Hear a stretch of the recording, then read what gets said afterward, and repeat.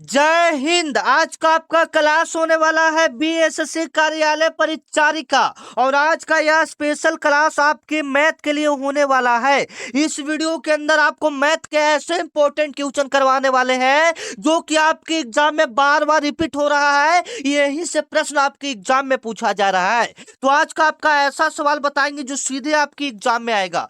तो आज का आपका पहला प्रश्न है, किसी संख्या का 40% बराबर 240 है तो संख्या क्या होगा। बिल्कुल सिंपल सवाल है। ऐसा एक प्रश्न आपके बीएसएससी कार्यालय परिचार में पूछा जाता है। आप क्वेश्चन का लेवल देख सकते हैं, जो आपके एग्जाम में आता है वही क्वेश्चन आज के इस वीडियो में हम लोग बताने वाले हैं। ठीक है, तो चलिए आज जाइए। आज का आपका पहला प्रश्न जो कि आपके लिए काफी इंपॉर्टेंट है, किसी संख्या का 40% बराबर 240 है तो संख्या क्या होगा। अगर ऐसा एक प्रश्न आपके एग्जाम में आता है तो आप इसको सॉल्व कैसे करेंगे, तो देखिए चुटकियों में आप इसको सॉल्व कर पाएंगे। तो ठीक है, देखिए सबसे पहले किसी संख्या का कह रहा है तो शॉर्ट में अगर इसको हम बनाना चाहें, क्योंकि हमको टिक मानना है, इसका सिर्फ हमको आंसर लाना है, हमको तो लंबा बनाकर दिखाना नहीं है। तो हम लोग शॉर्ट में इसको बनाना सीखेंगे, हम 1 सेकंड के अंदर बनाना सीखेंगे। ठीक है, किसी संख्या का 40%, एक ऐसा प्रश्न कंफर्म कर लीजिए आपके बीएसएससी कार्यालय परिचारी में देखने को मिलेगा। कंफर्म कर लीजिए। ठीक है, चलिए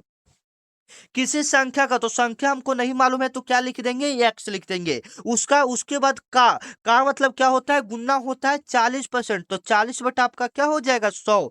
40 बटा आपका क्या हो जाएगा, 100 हो जाएगा। इतना आप लोग लिख देंगे। बराबर बराबर आपका क्या हो जाएगा, 240 हो जाएगा। बराबर में आपका कितना हो जाएगा, 240 हो जाएगा। आप इतना कर देंगे, एक्स गुने 40/100 बराबर में 240। अब कहिएगा कि सर जी, महोदय जी, गुरु जी, ये कैसे होगा, तो समझिए ध्यान से। ठीक है, अगर इस प्रश्न को समझ जाते हैं तो वास्तव में यह प्रश्न आपको एग्जाम में आने वाला है। ठीक है, तो देख लीजिए।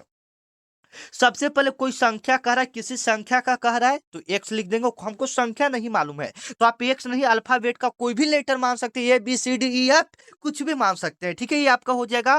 फिर का मतलब क्या होता है, का मतलब गुना होता है। अगर नहीं समझ में आता है तो यहाँ पर हम लिख दे रहे हैं, का मतलब क्या होता है, गुना होता है। ठीक है, चलिए उसके बाद 40% है तो 40 तो लिख दिए। आपको पता होना चाहिए कि प्रतिशत मतलब 100 होता है। प्रतिशत मतलब क्या होता है, 100 होता है। आज आपका जो क्वेश्चन आपको समझाने के लिए थोड़ा हम लोग धीरे धीरे बेसिक लेवल से चल रहे हैं, फिर उसके बाद हम लोग टप लेवल का आएंगे, टप प्रश्नों को करेंगे। ठीक है, तो एक्स का 40% है तो 40, अब प्रतिशत मतलब क्या होता है, 100। मतलब मान लीजिए कि आपको 40% को भिन्न रूप में लिखना कहेगा तो आप 40 बटा क्या लिखिएगा, 100 लिखिएगा। ठीक है, ये आपका होगा। तो अभी इसको हम लोग सॉल्व करना सीख लेते हैं, देखिएगा ध्यान से। ठीक है, अगर पूरा काटेंगे तो आपका पूरा कट जाएगा, क्वेश्चन वोश्चन जो लिखे हैं तो कट जाएगा। ठीक है, तो आ जाइए यहाँ पर।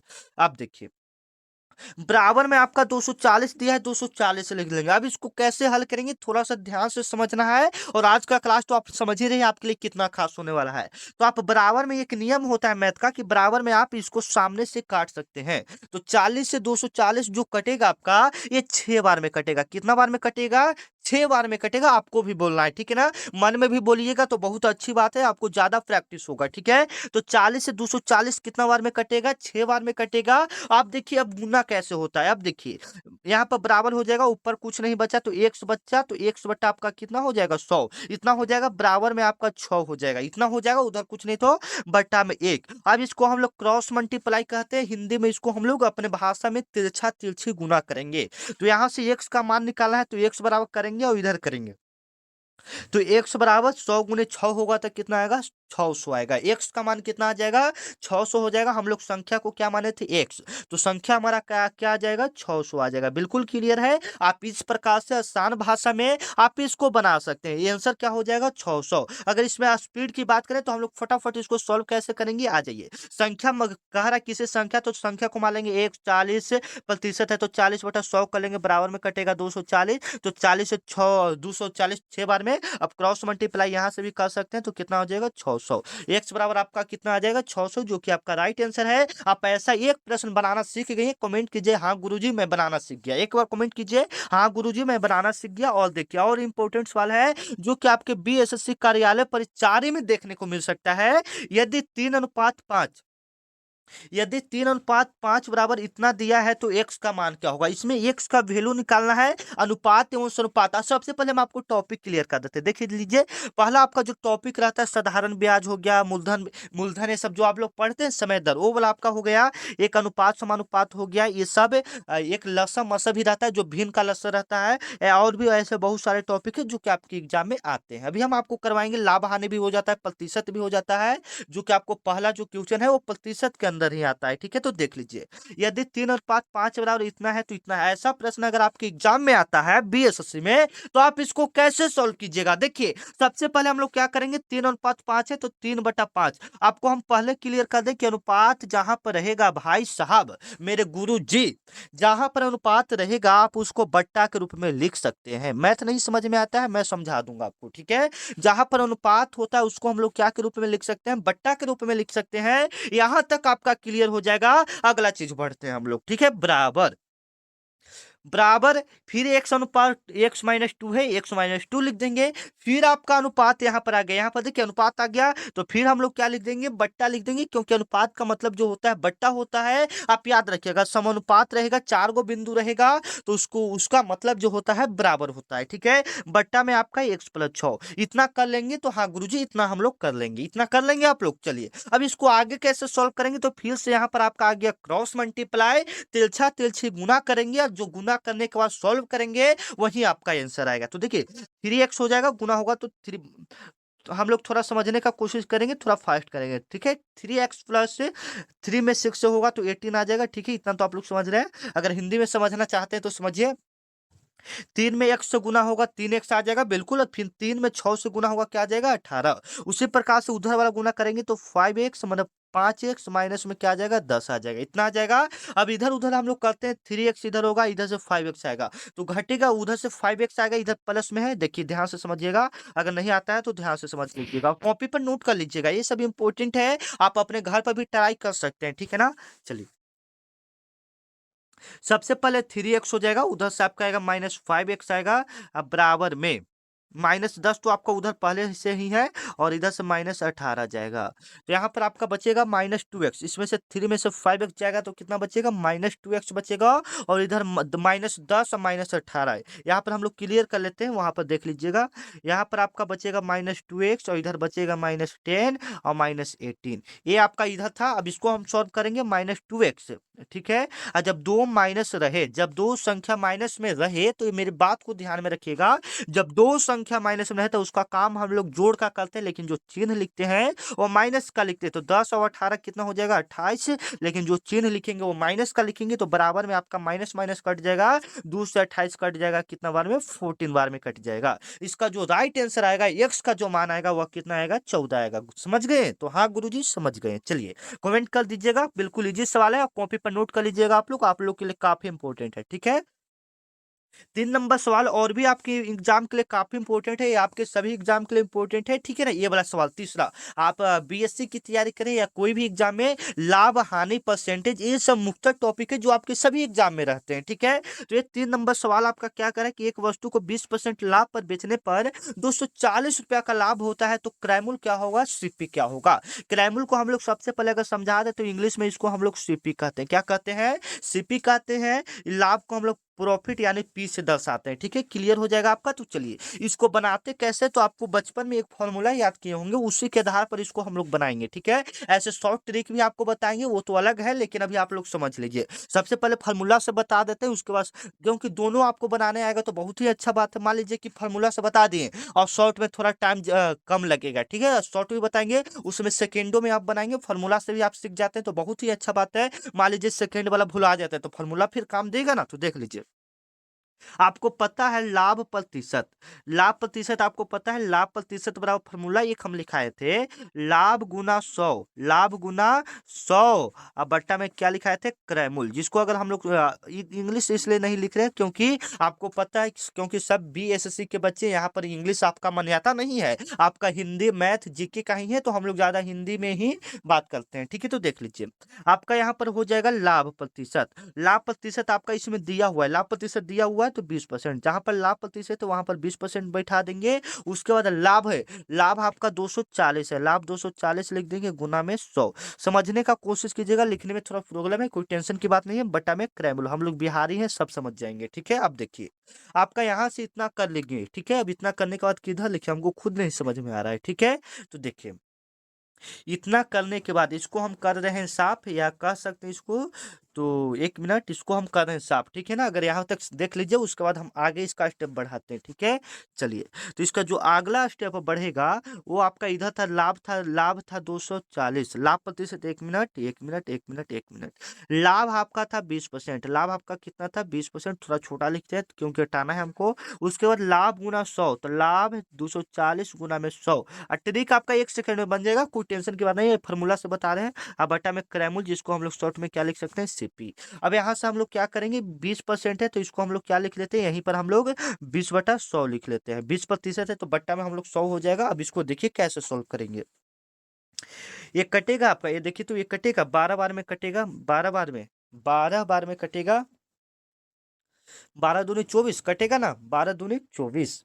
अब ये 20% तो है, ये लाभ है ये पूरा, तो 20 से पूरा कट जाएगा, 12 दूनी 24 से। अब 12 गुना 100 होगा तो कितना आ जाएगा, 1200। ये तो आपका इतना बड़ा बना, फॉर्मूला से बना। ठीक है, अब इसको हम लोग शॉर्ट में बनाना सीखते हैं। सबसे पहले क्या करेंगे, इसमें हम लोग सबसे पहले क्या करेंगे, 240 है, 240 लिख देंगे, लाभ जितना रहेगा सबसे पहले लिख दीजिएगा। आपको पता है प्रतिशत कितना का होता है, 100 का, 100 लिख देंगे, बट्टा जितना परसेंट लाभ कर रहा है, 20% लाभ कर रहा है, 20 नीचे लिख दीजिए, बात खत्म है। 10% लाभ कर रहा है, 10% नीचे कर दीजिए। एक क्रैमुल निकालना हो तभी आपको एक ट्रिक यूज करना है, एक सिर्फ क्रैमुल के लिए मान है फॉर्मूला।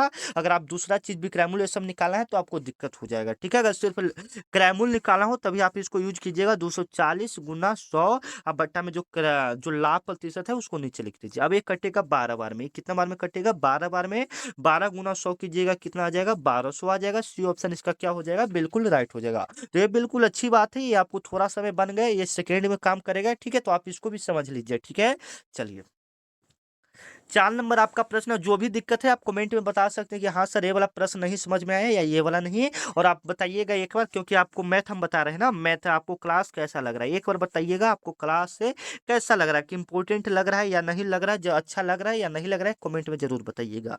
ये किसी काम को 12 दिनों में करता है और बी उसी काम को 18 दिनों में करता है, तो दोनों मिलकर कितना दिन में करेगा। उससे पहले आप लोग मेरे बीएसएससी वाले व्हाट्सएप ग्रुप को ज्वाइन नहीं किए हैं तो स्क्रीन पर आपको एक नंबर दिख रहा है, इस पर आपको व्हाट्सएप पर मैसेज करना है बीएसएससी लिखकर। इसमें आप लोग क्या होगा, इस पर अगर आप मैसेज करते हैं तो आपको व्हाट्सएप ग्रुप में जोड़ दिया जाएगा। ठीक है, जो भी क्लास होगा सबसे पहले आपको पता चलेगा, और क्या कहते हैं उसको, जो भी पीडीएफ ये सब रहेगा आपको सबसे पहले पता चलेगा, मिल जाएगा। ठीक है, तो चलिए, अगर आप जुड़ना चाहते हैं तो उस पर मैसेज कीजिए, कोई टेंशन की बात नहीं। किसी काम को 12 दिनों में करता है, एक किसी काम को 12 दिनों में और बी उसी काम को 18 दिनों में करता है, तो दोनों मिलकर उस काम को कितना दिनों में करेगा। ठीक है, तो देख लीजिए, ये जो है उसी काम को 12 दिनों में करता है, तो हम लोग इसको बनाते कैसे, तो 1/12 करके हम लोग बनाते हैं, अपोजिट लिखकर बनाते हैं, b बराबर 1/18।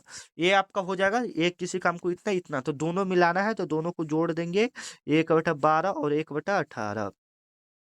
ये आपका हो जाएगा 12/18 का एलसीएम कितना आएगा, 12/18 का जो एलसीएम लगभग में आएगा कितना, 36 आएगा, कितना आएगा, 36 आएगा।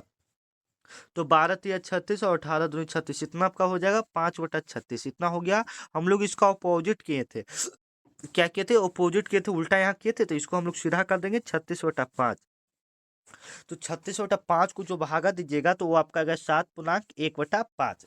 दोनों मिलकर 7 मतलब 7 दिन और आधा, मतलब जो आधा बचेगा उसमें आपका काम कर देगा। ठीक है, चलिए 5 नंबर आपका सवाल है जो कि आपके लिए काफी इंपॉर्टेंट है, वो काफी सिलेक्टेड है, आप अच्छे से समझ जाइएगा। 720 को इतना भाग में बांटा जाए तो सबसे बड़ा भाग क्या होगा, 720 को इतना भाग में बांटा जाए तो 720 का सबसे मतलब 7 सबसे बड़ा भाग कितना होगा।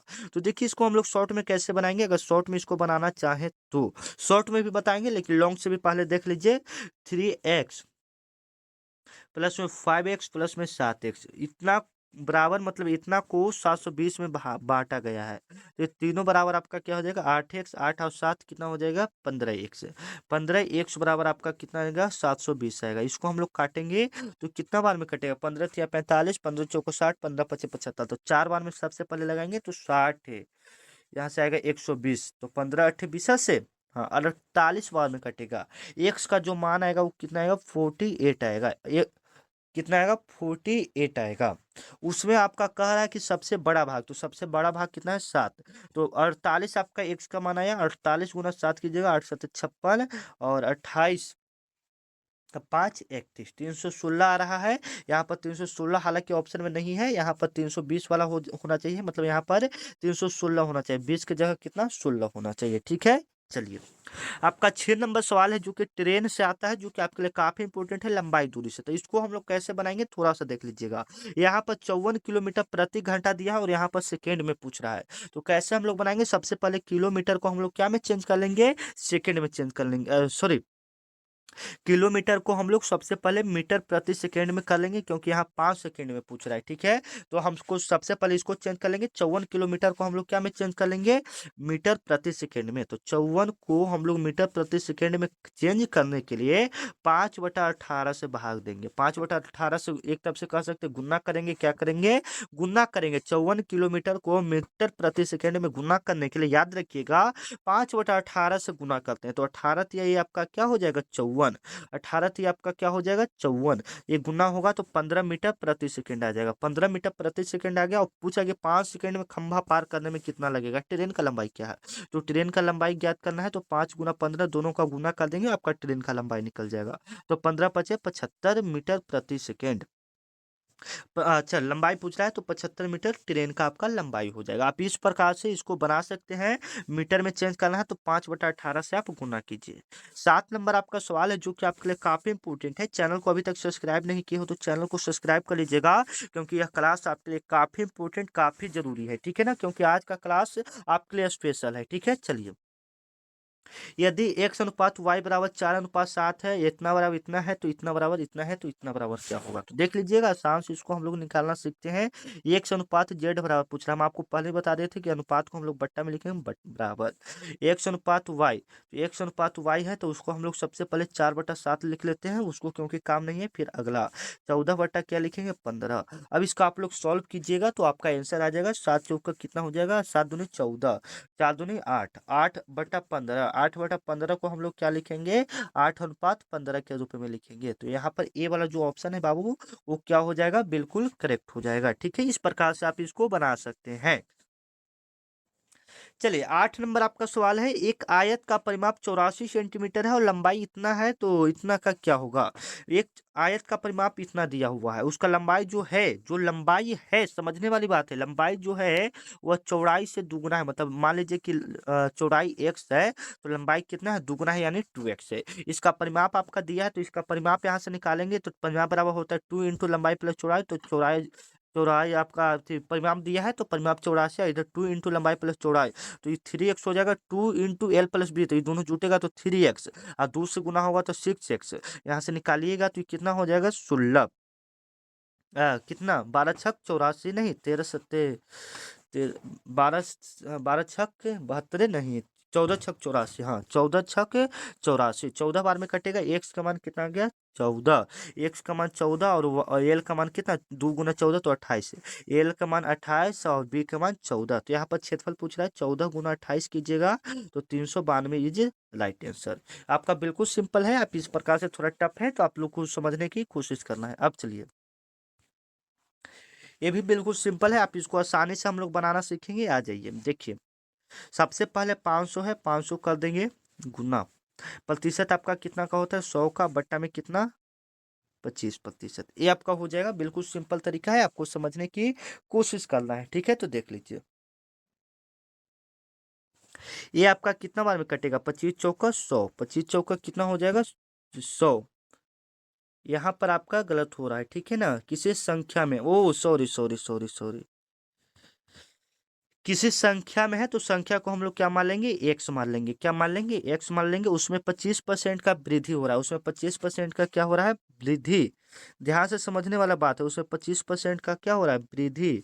उसमें 25% का वृद्धि हो रहा है, मतलब 25 बटा क्या हो जाएगा, 100 हो जाएगा। बराबर में आपका क्या है, 500 हो जाए। वृद्धि करने पर 500 हो जाए तो इसका राइट आंसर क्या होगा, तो यहाँ से निकालना पड़ेगा। तो एक तो बराबर निकालिएगा, तो ये वाला 500 के उस साइड चल जाएगा। उसका जब अच्छे से सॉल्व कीजिएगा तो आपका आंसर आ जाएगा। तो आप इसका सॉल्व करके कमेंट में बताइएगा, ठीक है। 10 नंबर आपका सवाल है, 10 ही क्वेश्चन इसमें मैथ का लिए हैं। उसके बाद हम लोग जीके का करवा देंगे, क्योंकि देखिए मैथ जो है ना, इस पर बनाने में थोड़ा प्रॉब्लम होता है, इसलिए मैथ आपको कम हम बताते हैं, ठीक है ना। नहीं तो मैथ में ऐसी कोई बात नहीं है, आपको इतना इतना करवा देंगे ना कि आपकी एग्जाम क्लियर हो जाएगा, ठीक है। चलिए, ये वाला भी आपका प्रतिशत से है, तो इसमें सिंपल आपको क्वेश्चन कैसे बनाना है समझ लीजिए, ठीक है। एक जो छात्र है, क्लियर हम समझाना चाहते हैं इतना। एक छात्र ने किसी परीक्षा में 40 अंक प्राप्त किया, ठीक है, और 20 और अंक प्राप्त किया और 20 अंकों से फेल हो गया। मतलब एक छात्र ने कोई कक्षा में 40 अंक प्राप्त किया, ठीक है ना, 40 अंक प्राप्त किया, लेकिन 20 अंक और रहता तो पास हो जाता। 20 अंक और रहता तो क्या हो जाता, मतलब 20 अंकों के लिए वो फेल हो गया। 20 अंक से क्या हो गया, फेल हो गया। और पास आने के लिए 85 अंक चाहिए, तो कुल कितना अंक होना चाहिए। ऐसा एक प्रश्न आपके एग्जाम में पूछा जाता है, तो आप इसको सॉल्व करना सीख लेंगे, ठीक है। तो देखिए, सबसे पहले यहाँ पर हम आपको क्लियर कर दें, सबसे पहले कैसे निकालेंगे इसको, ठीक है। सबसे पहले आपका 20 है, 20 लिख दीजिए, गुना शॉर्ट में हम आपको बताते हैं। 20 अंक से फेल हो गया, उसको सबसे पहले लिखिए गुना में 100। यहाँ पर 40% उस बच्चे का आया था, 40% उस बच्चे का आया था, लेकिन उसको 50 अंक माने 40 अंक आया था, लेकिन पास होने के लिए कितना, 50 अंक, तो 10 अंक और चाहिए। तो बट्टा में कितना लिख देंगे, 10। इस प्रकार से आपका हो जाएगा। तो 10 दूनी कितना बार में कटेगा, 20 बार में। तो 2 गुना 100 कीजिएगा, कितना आ जाएगा, 200 आ जाएगा। ए ऑप्शन इसका क्या हो जाएगा, बिल्कुल राइट हो जाएगा। अब इसके बाद हम लोग किसको कर लेते हैं, जीके को कर लेते हैं, ठीक है। तो आ जाइए। अच्छा, अभी और है, इसमें और है अभी। अभी मैथ और है, तो एक दो मैथ और भी देख लेते हैं। यदि साधारण ब्याज बराबर 2000 है और 3 वर्ष में इतना 2600 हो जाए, तो ब्याज का दर क्या है, ब्याज का दर क्या है। तो देखिए, सिंपल सी बात है। साधारण ब्याज बराबर ही हम लोग फॉर्मूला लगाएंगे। साधारण ब्याज बराबर फॉर्मूला होता है पी गुना आर गुना टी बटा 100, मतलब मूलधन गुने समय गुने दर बटा 100। आपका ये दिया है साधारण ब्याज 2600 रुपया दिया है। कितना दिया है, 2600। और जो 2000 दिया है वो आपका क्या है, मूलधन दिया है। तो 2600 बराबर मूलधन आपका कितना है, 2000। और आर कितना है, आर आपका निकालना ही है ना, समय 3 वर्ष बट्टा में 100। तो ये 2 जीरो से 2 जीरो आपका कटेगा, ठीक है। 2 जीरो से 2 जीरो कटेगा। आप इसको आमने सामने करके काट सकते हैं। 13 दूनी 26, 13 बार में कटेगा, और इधर 13 दूनी 26, 2 बार में। इस प्रकार से आप इसको काटिएगा, तो अच्छे से काटिएगा तो आपका राइट आंसर आ जाएगा, ठीक है।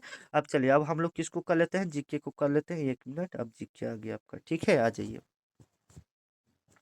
ऐसे मैथ भी आपको हम स्पेशल करवाते हैं, लेकिन मैथ का जगह नहीं बचता है। और जो क्वेश्चन है बाबू, वो आपका अलग अलग लेवल का आता है। जैसे मान लीजिए कि आप मैं बताया जो क्वेश्चन, आपको फर्स्ट वाला क्वेश्चन बताया था, पहले बात को क्लियर कर लीजिए। मैं जो आपको पहला वाला क्वेश्चन बताया था, वो क्वेश्चन तो आप सोचेंगे कि हाँ ये बन गया, लेकिन जो आपके एग्जाम में आएगा वहाँ पर 5 है, तो मान लीजिए कि वहाँ पर 6 आ सकता है, 9 आ सकता है, 10 आ सकता है। तो आपको उसके लिए तैयार रहना है। आप अपने घर पर भी मैथ को थोड़ा रिविजन कीजिए, क्योंकि मैथ ऐसा चीज है बाबू, जो आपको रिवीजन करने पर ही उसको याद नहीं किया जा सकता। जैसे में जीके है कि आप उसको याद कर लोगे, रट लोगे, तो आपका काम चला देगा। लेकिन जो मैथ है, आपको खुद समझना पड़ेगा, खुद बनाना पड़ेगा, खुद क्या बोलते हैं उसको, घर पर तैयारी कीजिए, तब अच्छे सा रिजल्ट आ जाएगा, ठीक है। कोई टेंशन की बात नहीं है। हम आपको एग्जाम आते आते इतना सारा मैथ बता देंगे, इतना इंपॉर्टेंट मैथ आपको दे देंगे, जो कि अगर आप उसको भी समझ लेते हैं तो आपका एग्जाम मैथ अच्छा से हो जाएगा, ठीक है। तो चलाइए, कुछ 10 हम लोग जीके के भी प्रश्न को कर लेते हैं, क्योंकि थोड़ा इंपॉर्टेंट है जीके, हमारे लिए काफी इंपॉर्टेंट है। 40 नंबर का आपका ये रहता है जीके आपके एग्जाम में, ठीक है। भारत में जो पहली बार जनगणना किया गया था, वो कब किया गया था, आपको बहुत बार ये प्रश्न हम बता चुके हैं, तो ध्यान से रखिएगा। जो भारत में पहली बार जनगणना हुआ था, वो आपका हुआ था 1872 ईस्वी में। भारत में पहली बार जनगणना 1872 ईस्वी में किसके शासनकाल में हुआ था, लॉर्ड मेयो के शासनकाल में। किसके शासनकाल में, लॉर्ड मेयो के शासनकाल में आपका पहली जनगणना हुआ था। इस बात को आप कंफर्म कर लीजिएगा, जो पहली जनगणना हुआ था वह लॉर्ड मेयो के शासनकाल में हुआ था। और पूर्ण रूप से जनगणना पूछेगा तो 1881 ईस्वी में। हालांकि ऑप्शन गलत टाइप हो गया, 1872 आप लोग याद रखिएगा। पहली जनगणना 1872, ठीक है। चलिए, आपका 2 नंबर सवाल है, कौन सा अनुच्छेद जो है राष्ट्रपति को आपातकाल लगाने का शक्ति देता है। ऐसा कौन सा अनुच्छेद है जो राष्ट्रपति को आपातकाल, अभी तक वर्तमान भारत में 3 बार आपातकाल का घोषणा हो चुका है। कितना बार? 3 बार आपके भारत में आपातकाल का घोषणा हो चुका है। और यह कौन सा अनुच्छेद है? तो अनुच्छेद 352। आपको संविधान के बारे में बहुत अच्छे से हम बता दें, अगर आप हमारा रोजाना का क्लास देखते हैं तो आपको संविधान के बारे में इंपॉर्टेंट जानकारी होगा। मैं एक एक मतलब बार बार वही बात को बोलना नहीं चाहता हूँ, मैं आपका ज्यादा टाइम नहीं लेना चाहता हूँ, ठीक है। अगर बात को हम वही फिर बताने लगेंगे तो आपका ज्यादा टाइम खत्म हो जाएगा, ठीक है। क्योंकि हम संविधान के बारे में एक क्लास में कम से कम 10 से 15 मिनट ले लिए थे, आपका पता होगा, ठीक है। 10-15 मिनट आपका लिए थे। ऐसे तो इसका क्लास जब करवाने जाए तो संविधान खत्म ही नहीं होगा, पूरा 24 घंटा लग जाएगा फिर भी नहीं। लेकिन हमको जो सिंपल सिंपल क्वेश्चन था, जो आपकी एग्जाम वाला था, वो आपको 10-15 मिनट में हम लोग क्लियर करवा दिए थे, ठीक है। चलिए, तो कोई टेंशन की बात नहीं है। अच्छा अच्छा। आप लोग कमेंट कीजिए तो एक बार, संविधान सभा की पहली बैठक कब हुआ था? देखते हैं कौन कौन बच्चे बताते हैं संविधान सभा की पहली बैठक कब हुई थी, ठीक है। नीति आयोग का गठन किस वर्ष किया गया था? देखिए, हम लोग क्यों मैथ जीके हिंदी सब हम लोग पढ़ेंगे, ठीक है ना। क्योंकि हम लोग को बाबू एग्जाम पास करना है, ठीक है ना। चलिए, नीति आयोग का गठन किस वर्ष हुआ था? तो याद रखिएगा, इसका गठन जो हुआ था 1 जनवरी 2015 ईस्वी को। 1 जनवरी 2015 ईस्वी को इसका गठन हुआ था, आप याद रखिएगा, ठीक है। इसका नाम, पहले का नाम था जो योजना आयोग। इतना बताने चलेंगे तो बहुत बाबू रात हो जाएगा, ठीक है। चलिए, बिहार का एकमात्र लोक नृत्य जिसे यूनेस्को से मान्यता मिला है। बिहार का ऐसा कौन सा लोक नृत्य है जिसको यूनेस्को से मान्यता प्राप्त मिला है? माँ समझ लीजिए, दूसरा देश से इसको मान्यता मिला है, तो उसका नाम है जट जाटिन। उसका नाम क्या है? जट जाटिन। ये ऑप्शन इसका क्या हो जाएगा? बिल्कुल राइट हो जाएगा, याद रखिएगा। उसका नाम क्या है? जट जाटिन। बिहार का ऐसा लोक नृत्य है जिसको यूनेस्को से मान्यता प्राप्त मिला है, उसका नाम है जट जाटिन। 5 नंबर आपका सवाल है, जो कि आपके लिए काफी इंपोर्टेंट एवं सिलेक्टेड एवं वीवीआई प्रश्न है, जो कि आपकी एग्जाम में आता है। हर घर नल जल योजना किस पंचवर्षीय योजना से प्रारंभ है? जो हर घर नल जल योजना है, वह किस पंचवर्षीय योजना से संबंधित है? तो पहले मैं आपको क्लियर कर दूं, जो हर घर जल योजना है, यह बिहार राज्य का एक योजना चलाई गई सरकार के द्वारा। यह किसी भी पंचवर्षीय योजना के तहत नहीं आता है, ठीक है। तो पंचवर्षीय योजना के तहत नहीं है। जो आपका पहली पंचवर्षीय योजना किया गया था, उस पंचवर्षीय योजना में क्या कृषि को बढ़ावा दिया गया था। दूसरा पंचवर्षीय योजना था तो उद्योग को बढ़ावा दिया गया था। तो ये सब याद कर लेंगे, ठीक है। आपको 10 प्रश्न करवाएंगे, तो 10 प्रश्न का जवाब आप लोग कमेंट में दीजिएगा, ठीक है। चलिए, भारत का सबसे लंबा राष्ट्रीय राजमार्ग NH44, आपको यहाँ पर क्लियर कर दिया कि भारत का जो सबसे लंबा राष्ट्रीय राजमार्ग है NH44, वह किन 2 स्थानों को जोड़ता है? तो वह श्रीनगर और कन्याकुमारी, श्रीनगर से लेकर कन्याकुमारी तक जाता है NH44, ठीक है। क्लियर हो गया। चलिए, 7 नंबर सवाल है, जो कि आपके लिए काफी इंपोर्टेंट एवं सिलेक्टेड प्रश्न है। ब्लू फ्लैग प्रमाण पत्र किससे संबंधित है? ब्लू फ्लैग प्रमाण पत्र किससे संबंधित है? तो आप मानिए, यह एक प्रकार का क्या है? यह एक प्रकार का समझ सकते हैं अवार्ड रहता है, पुरस्कार दिया जाता है। किसको दिया जाता है? जो समुद्र तट को साफ स्वच्छ रखता है। तो आप समझ लीजिए, ब्लू फ्लैग प्रमाण पत्र किससे संबंधित है? तो यह समुद्र तट से संबंधित है, आप याद रखिए, ठीक है। काफी इंपोर्टेंट है। चलिए, आपका 8 नंबर सवाल है, आप लोग इसका जवाब दीजिएगा। बिहार का राजकीय पशु क्या है? 8 नंबर आपका काफी इंपोर्टेंट सवाल है, आप इसका जवाब दीजिए, ठीक है। चलिए, 9 नंबर आपका सवाल है, जो कि आपके लिए काफी इंपोर्टेंट है। भारतीय रिजर्व बैंक का स्थापना किस वर्ष हुआ था? ठीक है, भारतीय रिजर्व बैंक का जो आपका स्थापना हुआ था, याद रखिएगा, 1 अप्रैल 1 अप्रैल 1935 ईस्वी को आपका भारतीय रिजर्व बैंक का क्या हुआ था? स्थापना हुआ था। भारतीय रिजर्व बैंक का स्थापना 1 अप्रैल 1935 ईस्वी को आपका RBI स्थापना हुआ था, याद रखिएगा। और RBI का जो मुख्यालय है वो आपका मुंबई में है, याद रखिएगा। कहाँ में मुख्यालय है? मुंबई में। और इसका राष्ट्रीयकरण कभी कभी पूछ देता है, तो इसका राष्ट्रीयकरण आपका 1949 ईस्वी में हुआ था। इसका राष्ट्रीयकरण कब हुआ था? 1949 ईस्वी में, ठीक है। चलिए, आपका आज का और आखिरी सवाल है, जो कि आपके एग्जाम में आ सकता है, कि ऑपरेशन स्माइल किससे संबंधित है? काफी इंपोर्टेंट सवाल है। तो ऑपरेशन स्माइल है, यह गुमशुदा बच्चों की खोज के लिए किया जाता है। गुमशुदा बच्चों की खोज के लिए ऑपरेशन स्माइल बनाया जाता है। सी ऑप्शन इसका क्या हो जाएगा? बिल्कुल करेक्ट हो जाएगा। ऑपरेशन स्माइल किससे संबंधित है? गुमशुदा बच्चों की खोज से है, ठीक है। तो मिलते हैं नेक्स्ट वीडियो में, तब तक के लिए जय हिंद। यहाँ पर जीके के 10 क्वेश्चन करवा दिए। अगला क्लास जो आएगा उसमें जीके के 100 इंपोर्टेंट क्वेश्चन आएगा, ठीक है। तो मिलते हैं नेक्स्ट वीडियो में, तब तक के लिए जय हिंद, जय भारत। जो अगला क्लास आएगा आपके लिए काफी इंपोर्टेंट है, तो चैनल को आप लोग क्या कर लीजिएगा? सब्सक्राइब कर लीजिएगा। जय हिंद।